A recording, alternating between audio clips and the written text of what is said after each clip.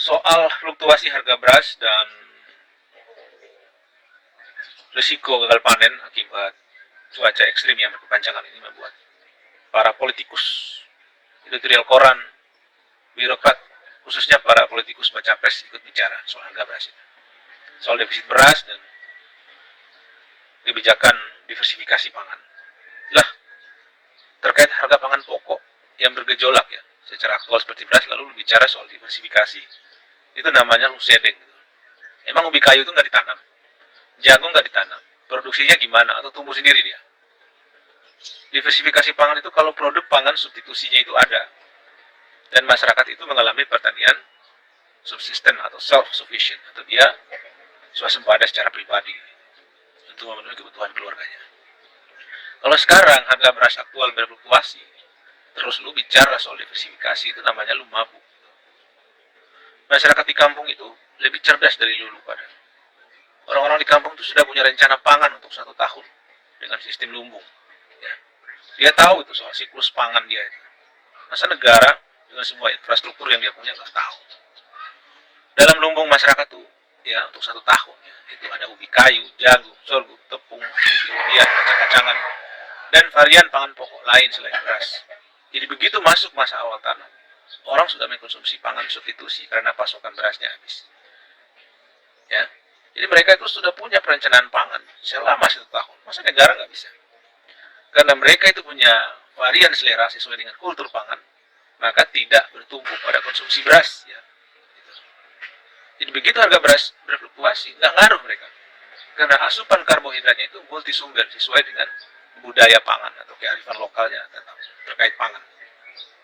Saya ingin tegaskan bahwa kultur pangan kita selama 2 dekade ini, dari era SBY sampai dengan Jokowi, itu sudah dirusak oleh masifikasi kebijakan Raskin dan Rastra. Akhirnya kearifan lokal kita, taste kita secara lokal itu, soal kultur pangan, diberangus oleh kebijakan pemerintah sendiri. Cita rasa lokal kita terhadap varian pangan lokal, mengasup karbohidrat menjadi pupus dan bergantung pada beras akhirnya, seperti saat ini. Tapi pangan substitusi itu bukan ujuk-ujuk muncul, tapi direncanakan. Jadi orang di kampung itu, selain tanam padi, mereka juga tanam jagung, ubi, serta tanaman usia pendek untuk konsumsinya, untuk memitigasi rantai suplai pangan untuk dirinya sendiri. Tapi kalau musimnya buruk ya, seperti El Nino saat ini, lu gimana mau tanam tanaman itu? Tanaman pangan substitusi. Nah, disinilah letak sedengnya para politikus yang berbicara tentang diversifikasi pangan. Tujuannya baik, tapi nggak nyambung dengan persoalan aktualnya. Dan lagi pula memangnya selama ini apa bentuk dukungan pemerintah untuk mendorong diversifikasi pangan? Apa? Nggak jelas kalian semuanya. Nah, untuk saat ini ya, kalau terjadi supply shortage, maka apa yang harus dilakukan? Apalagi data neraca pangan kita khususnya beras ini berbeda-beda antara kementerian lembaga sektoral seperti Bulog dan Kementan. Oleh sebab itu, pemerintah ini harus punya single window data terkait dengan neraca beras nasional. Jadi jangan sampai beda-beda lagi data soal ketersediaan beras antara Bulog dan Kementan. Kementan bilang surplus, ya, tapi di mana-mana berasnya nggak jelas, beras virtual. Nah, dengan data yang kredibel, maka tata kelola pangan kita itu terencana dengan baik. Pemerintah sudah punya outlook soal pangan selama 1 tahun, sehingga tidak terjadi gejolak seperti saat ini, karena perencanaan pangannya sudah dilakukan secara baik selama 1 tahun ke depan. Tapi kalaupun sudah terjadi seperti saat ini, mau apa? Gitu loh. Para politikus, baca pres yang berhormat, khususnya para birokrat di kebijakan sektoral ini.